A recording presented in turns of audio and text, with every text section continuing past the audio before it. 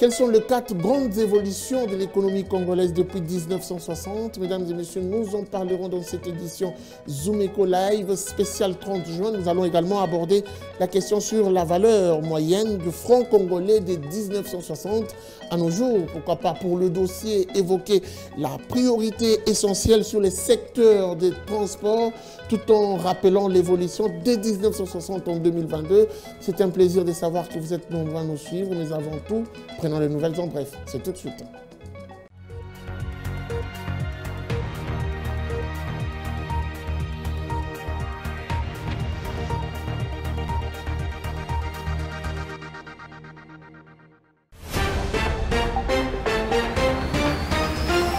Commençons ces nouvelles en bref avec cette information. Le conseil d'administration du Fonds monétaire international a annoncé le mercredi 29 juin 2022 avoir conclu la revue de la facilitation élargie de crédit en faveur de la République démocratique du Congo par un décaissement immédiat d'environ 108 millions de dollars américains. Cette somme devrait permettre à la RDC de répondre aux besoins de financement de la balance de paiement. Ces décaissements, le troisième du genre après l'accord obtenu en juillet 2021, portent le total à ces jours à environ 653 millions de dollars américains. Autre information, l'autorité de régulation de contrôle des assurances a procédé à l'octroi d'autorisation de 2 nouvelles sociétés de courtage d'assurance. Il s'agit de Rosario Service SA et de Youngsure SRL, dont les dossiers ont été validés au cours de la deuxième session extraordinaire du conseil d'administration de l'ARCA tenue le mercredi 29 juin 2022 à Kinshasa. D'après le communiqué de l'ARCA qui annonce la nouvelle, la présente décision a été prise conformément aux prescrits du Code des assurances et de règlement de l'autorité de régulation et de contrôle des assurances. Poursuivant ces nouvelles en bref, le Royaume-Uni s'est engagé à transférer une partie de ses droits de tirage spéciaux auprès de Fonds monétaire international à l'Afrique par les billets de la Banque africaine de développement.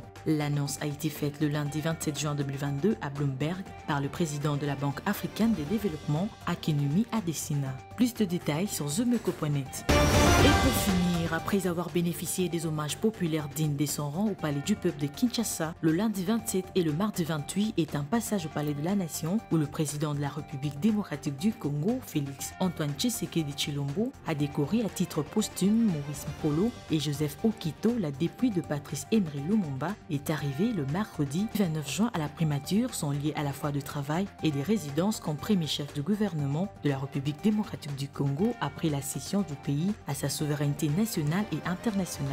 C'était en présence de plusieurs officiels et personnalités de la République démocratique du Congo.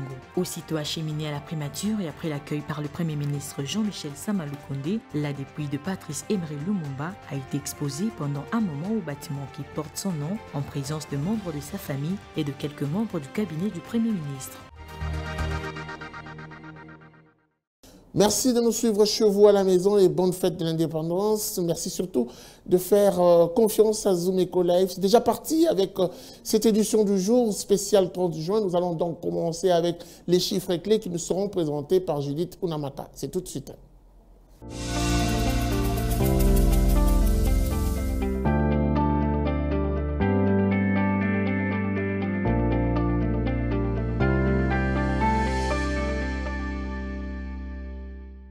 Voilà, Judith Onamaka, bonne fête de l'indépendance à vous. Merci Guy. Alors aujourd'hui, spécialement, nous allons mettre un accent sur la journée, principalement le 30 juin 1960, tout en rappelant l'évolution, notamment en ce qui concerne l'économie de la République démocratique du Congo, mais aussi en ce qui concerne les chiffres, puisque vous en parlez et vous le faites bien. Nous allons déjà débuter avec notre chanson de tout le jour. Qu'est-ce que l'on doit retenir du taux de change, le taux officiel et le taux parallèle? En nous attelant présentement sur le barème de bourse en République démocratique du Congo, on constate que sur l'administratif, c'est-à-dire le taux à l'officiel, 1 dollar se monnaie à 2004 francs congolais, un franc CFA se vend à 3,21 centimes et 1 euro se coopère à 2106 francs.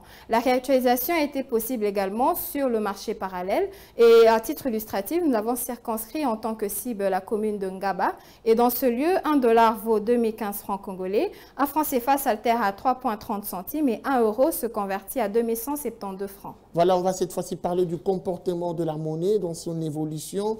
Est-ce que depuis 1960 ou bien après, la monnaie était stable? En considérant l'histoire du franc congolais de la République démocratique du Congo, de sa naissance en 1887 à 2022, il opère globalement que le franc congolais a 104 ans. Cependant, cette longévité n'a pas été linéaire, étant donné que le franc congolais avait disparu à un moment donné et a été remplacé pendant une trentaine d'années par le Zaïre monnaie. Et pour répondre à votre question, cette période est subdivisée en deux sous-phases, la première de 1960 à 1967 et la deuxième a vu le retour du franc congolais sur la scène économico-financière de la RDC de 1998 à ce jour. Durant la phase 1960 à 1967, la valeur externe du franc congolais est restée remarquablement stable. Sur le plan de la valeur interne, le franc a subi de fortes pressions. Du côté de la valeur externe, les facteurs qui ont indiqué la stabilité n'a été possible qu'à la faveur du régime de change fixe qui prévalait à cette époque dans le cadre des accords de Bretton Woods. Aussi, toutes les monnaies étaient rattachées au dollar américain et ce dernier avait une valeur fixe par rapport à l'or. Et pour la valeur interne, elle a été possible suite à l'élévation du niveau d'inflation. J'aimerais qu'on évoque un tout petit peu la valeur de la monnaie de 1967 à 1993. Quelle a été effectivement cette valeur? En 1967, un dollar américain valait un demi-zaïre ou 50 makuta. 20 ans plus tard, en 1987, un dollar américain équivalait à 112 zaïres. L'hyperinflation s'est manifestée à partir de 1990 et en 1989, un dollar américain valait 381 zaïres. En 1991, un dollar américain passe à 15 302 zaïres. Fin 1992, un dollar américain passe à 1,992 zaïres et fin 1993, l'hyperinflation atteint des hauteurs rarement atteintes. Un dollar passe à 110 000 de zaïres. Voilà, nous sommes le 30 juin 1998, une nouvelle monnaie arrive, on parle ici de franc congolais et j'aimerais que nous puissions en parler avec vous également. Dans le grand retour du franc congolais sur la scène économico-financière, l'on parle de l'hyperinflation et son introduction le 30 juin 1998. Le franc congolais valait 1,3 francs congolais. En l'an 2000, le franc congolais équivalait à 23 pour le dollar américain. En 2021, un dollar équivalait à 225 en francs congolais. Et en 2003, il se négocie à 414 francs congolais. En 2007, le franc congolais équivalait à 554 et en 2009, le dollar américain se négociait à 738 francs congolais. En 2011, le franc congolais équivalait à 908 francs congolais pour le dollar américain. En 2015, la moyenne était de 926 francs congolais pour le dollar américain. En 2017, le franc congolais se négociait à 1448 francs congolais pour le dollar américain. En 2019, le franc congolais équivalait à 1635 francs congolais pour le dollar américain. En 2020, le franc congolais équivalait à 1800 francs congolais. Et en 2022, la valeur du franc congolais s'est fixée à 2004 francs et plus pour le dollar américain. Alors, on va finir avec cette question. Quels sont les facteurs qui ont déclenché la stabilité et l'instabilité du franc congolais? Concernant les facteurs déclencheurs, cette période qui s'étale sur 24 ans peut être subdivisée en 7 sous-périodes, dont 4 phases d'instabilité monétaire et 3 phases de stabilité. De 1998 à 2001, c'était la première phase d'instabilité, la réforme du régime de change qui visait à aligner le taux de change officiel à celui du marché et d'éliminer la prime de change entre les marchés de change officiels et parallèles, phénomène qui a alimenté une spéculation excessive. Et de 2002 à 2007, il y a eu une stabilité relative due à la mise en œuvre des politiques monétaires et budgétaires dans le cadre des programmes économiques et financiers conclus avec le Fonds monétaire international et la Banque mondiale. De 2008 à 2009, ce fut la période d'instabilité suite au choc négatif induit par la crise financière internationale qui a entraîné la baisse de la croissance économique, la baisse des recettes politiques et le déséquilibre de la balance de paiement. De 2010 à 2015, ce fut la période de stabilité due à la mise en œuvre des politiques macroéconomiques prudentes et coordonnées en dépit de l'absence du programme économique avec le Fonds monétaire international.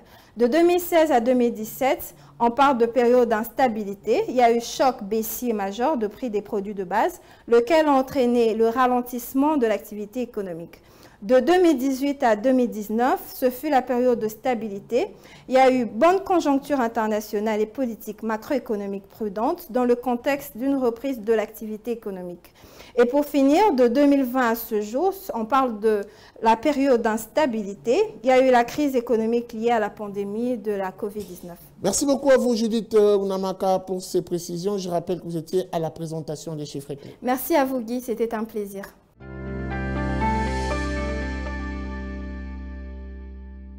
Voilà, après elle, nous allons poursuivre cette tranche. Cette fois-ci, nous allons prendre le dossier et ça sera avec Judith Piombo tout de suite.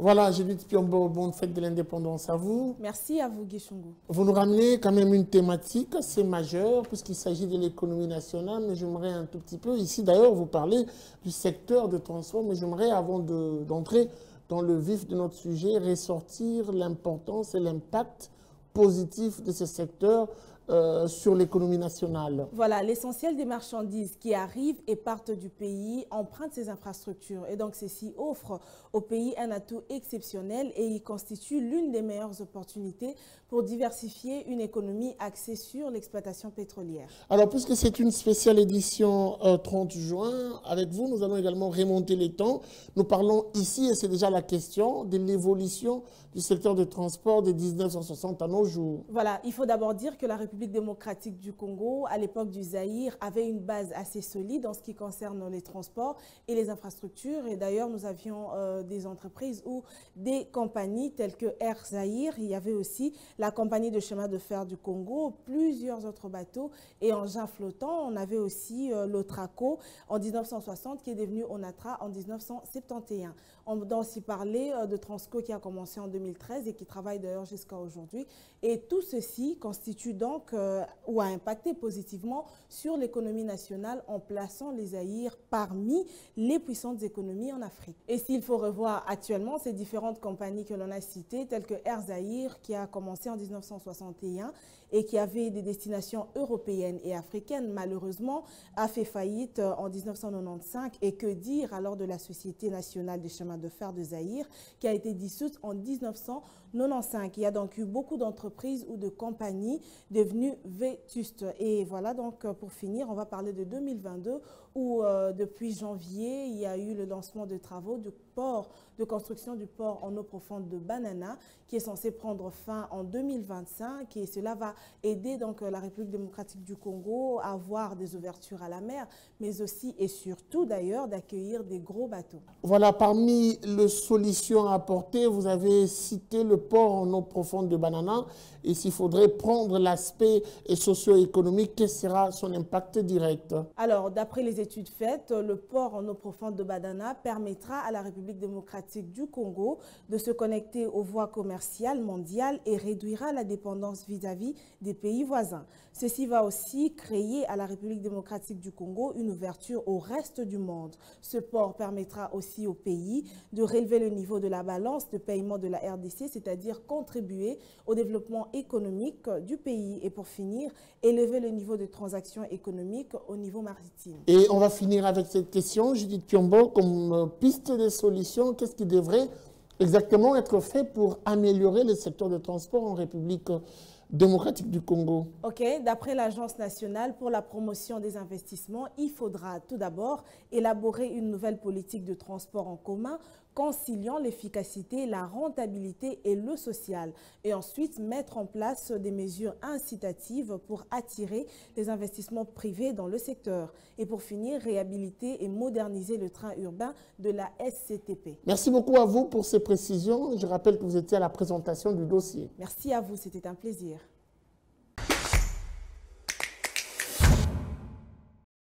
Parlons cette fois-ci des 4 grandes évolutions de l'économie congolaise depuis 1960 avec Patrick Bomboka qui remonte la mèche. Justement, quelles sont les périodes qui ont jalonné ces moments? Il y en a eu de moments de gloire, mais également de faiblesse. Il sera avec nous dans sa rubrique La Chronique et c'est tout de suite. Suivez.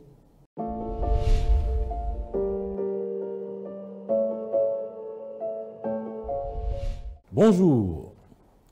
Après 62 ans d'indépendance, l'évolution de l'économie de la République démocratique du Congo est à l'image de l'histoire du pays. Dans ce numéro spécial, nous évoquons justement les grandes évolutions de l'économie congolaise depuis 1960. Et nous allons faire un effort d'en parler sous 6 phases. Il faudrait retenir que la première phase part de 1959 à 1973. C'est une période caractérisée par la croissance et l'inflation. La deuxième phase, qui part de 1974 à 1988, est plutôt marquée par le ralentissement de la croissance et l'inflation ouverte. De 1989 à mai 1997, l'économie congolaise sera caractérisée par 3 phénomènes, à savoir les déclins de la croissance, la destruction des richesses et l'hyperinflation. Après mai 1997 jusqu'à 2001, il sera observé la déflation et l'hyperinflation. Ensuite, entre 2002 et 2019, l'on assistera à la reprise de la croissance et à une inflation sous contrôle. Enfin, de 2019 à 2022, le pays sera marqué par la croissance soutenue, notamment par la croissance des secteurs non extractifs. Et bien, pour chaque phase, les analystes trouvent des explications précises, adaptées au contexte de chaque époque. De ce fait, il s'agit de comprendre que pour la première période, fin 1967 et fin 1973, l'économie a été caractérisée par la croissance du PIB réel de 2,7% et une hausse du niveau général de prix de 27% en moyenne annuelle. La deuxième phase, qui part de 1974 à 1982, est caractérisée par ce que l'on a considéré comme étant de mauvais choix en matière économique. Et ces mauvais choix ont abouti à ce qu'on a appelé le surendettement du pays dans le cadre du financement des grands travaux, notamment INGA 1, INGA 2, CCIZ ou encore la sidérurgie de Maluku. On est là dans une période caractérisée au point de vue international par 2 chocs pétroliers et évidemment la chute du cours du cuivre en 1975. Après ce moment difficile, suivront des efforts d'ajustement de l'économie grâce aux mesures d'assainissement de la politique budgétaire et des réformes entreprises au niveau de la politique monétaire. La 4e période, qui intervient entre 1989 et 1997, est celle du déclin de l'économie et de la société congolaise. En cause, la longue transition politique ayant conduit à l'instabilité institutionnelle, mais aussi à des malaises sociaux ainsi qu'une situation économique chaotique. C'est la période où l'hyperinflation, les pillages de l'outil de production et de commercialisation des entreprises réduisent l'économie congolaise à néant. Les analystes sont unanimes que le désordre des finances publiques est attesté par des déficits insoutenables du Trésor, financés presque exclusivement par les avances directes de la Banque centrale, avec comme conséquence la dépréciation rapide du taux d'échange et la hausse vertigineuse des prix intérieurs, respectivement 98% et 9800% en 1994. Ensuite, il y aura la phase de déflation et d'hyperinflation, à partir donc de 1997. L'hyperinflation s'est donc poursuivie dans un contexte caractérisé par une relation tendue entre l'État congolais et les partenaires traditionnels, dont la Banque mondiale et le Fonds monétaire international. Entre 2002 et 2019, il y aura la reprise de la croissance et une inflation sous contrôle.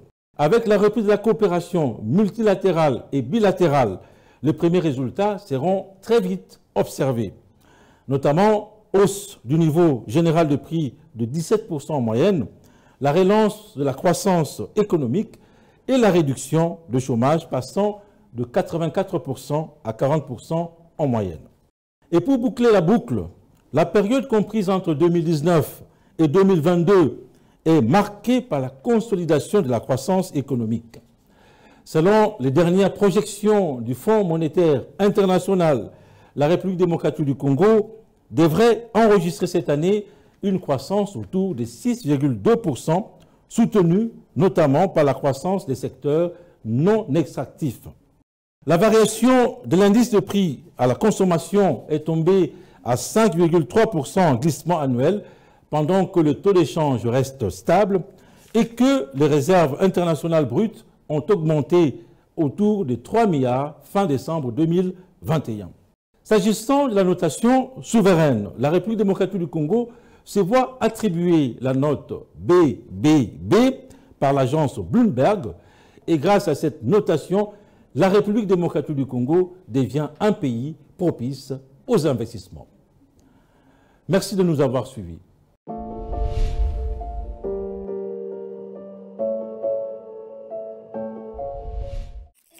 Suivez-moi tout le jour à travers Zoom Wende sur Zoom Eco Live. Abonnez-vous sur notre chaîne YouTube. Zoom Eco Live, la référence de l'actualité économique en RDC.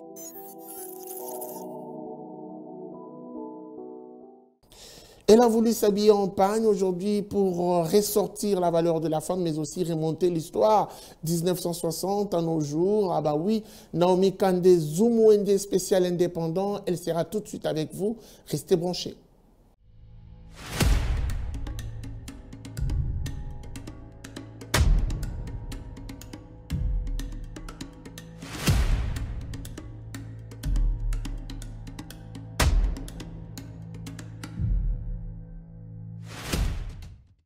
Comme en 1960, aujourd'hui je me suis mise en pagne pour vous rappeler l'histoire de l'indépendance du Congo, mais aussi faire ressortir la valeur féminine de la femme africaine, qui s'identifie déjà à l'époque par sa tenue, qui est le port de pagne. Mesdames et messieurs, retournons en 1960 avec Zoom Wende Lipanda qui vous fait découvrir la beauté de l'époque. C'est tout de suite.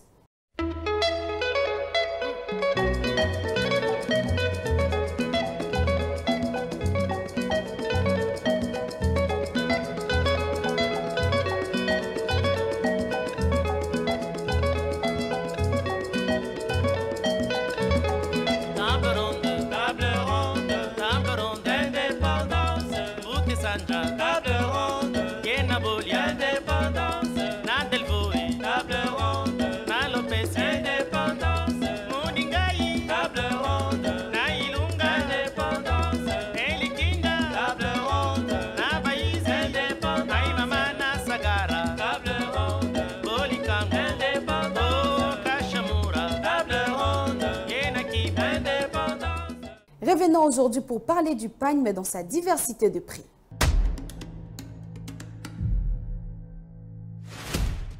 Commençons le marché d'aujourd'hui avec le pagne Java qui se vend à 15 000 francs. Vous trouverez aussi des demi-super dans le marché de Kinshasa qui est fixé à 15 $.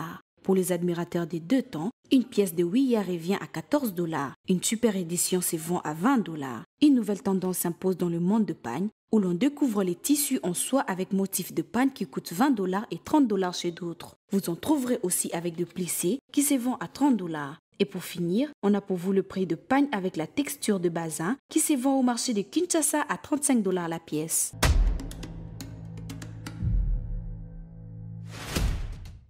Merci d'avoir suivi Zoom Wende et bonne fête de l'indépendance.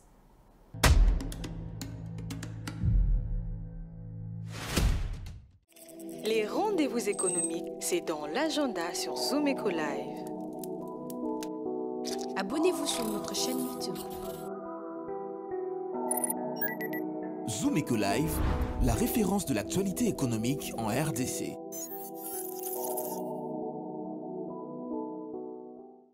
Quel sera l'agenda du 30 juin 2022? Nous en parlons avec Adassa Grace et c'est tout de suite l'agenda.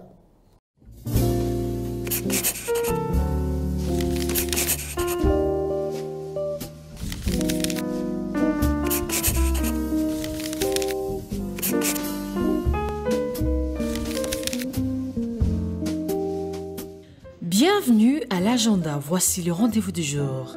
Exponid RDC organise une activité liée à l'enseignement de la RDC du 1er jusqu'au 3 juillet 2022 au Musée national de Kinshasa. Autre rendez-vous, la 9e Festival international du cinéma de Kinshasa débutera le 10 juillet prochain à l'Académie des Beaux-Arts Pour se clôturer le 10 juillet 2022, le droit de participation est fixé à 2500 francs. Et pour rappel, la Foire de la Culture s'est clôturée ce jeudi 30 juin 2022 au terrain de l'INEPES en face du Musée national à Kinshasa. Merci de nous avoir suivis. Au revoir. Il est recommandé à tout le monde de manger au moins 5 fruits et légumes par jour. Et aujourd'hui, le numéro spécial article 15, 30 juin, nous ramène une vendeuse qui a voulu partager avec nous sa petite expérience. Elle est dans cette activité depuis plusieurs années, mais elle arrive quand même à s'organiser, à nouer le debout du mois. Derrière cette vente, il y a tout un investissement. Je vous prie donc de suivre. Article 15, c'est tout de suite.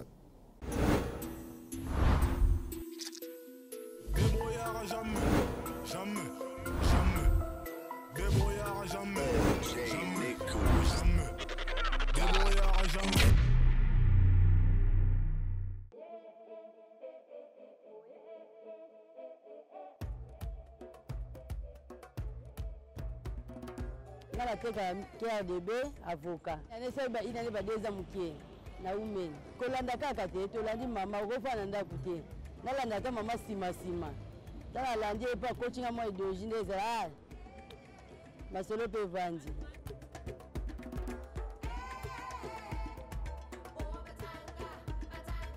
epermeta ngai donat nyonso bavantage eza ebele eza nyonso akolobela te mai eza ebele ata karte na tiaka te malikema nde na tiaka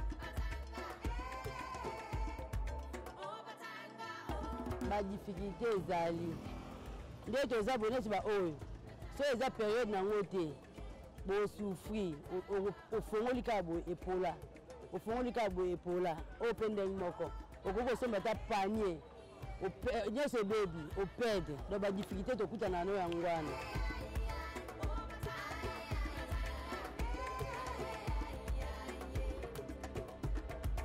conseil ya kopesa bamama eza babima bayoluka nde biso tolukaka kofana na ndako eza na sansi moko te fo kobima fo koluka mwa mikebikebo nde biso toluka fwa ebele te mokie kaka toza libanda toyoteka mpo esuka libota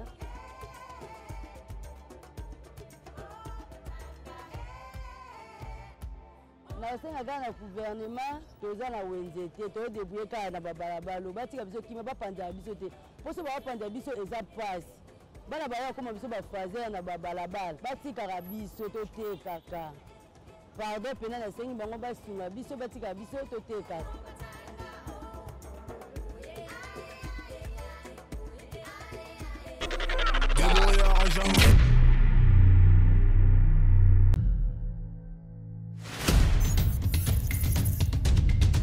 Nous avons pris l'engagement de toujours vous servir en vous donnant l'essentiel de l'information économique en RDC. Mesdames, Messieurs, c'est un plaisir de vous recevoir chez vous. Le gouvernement congolais dirigé par le Premier ministre Jean-Michel Sama Lukonde n'est jure que par la réduction du train de vie des institutions. Merci à vous, Judith Piombo, pour ce dossier. Merci, Onamaka. Désormais, suivez-nous à 19h30 sur la RTNC du lundi au vendredi avec le même plaisir. Zumeko Live, la référence de l'actualité économique en RDC. Voilà, c'est ici que s'achève notre édition spéciale Indépendance Zumeko Live. Merci de nous avoir suivis et bonne fête de l'indépendance à tous.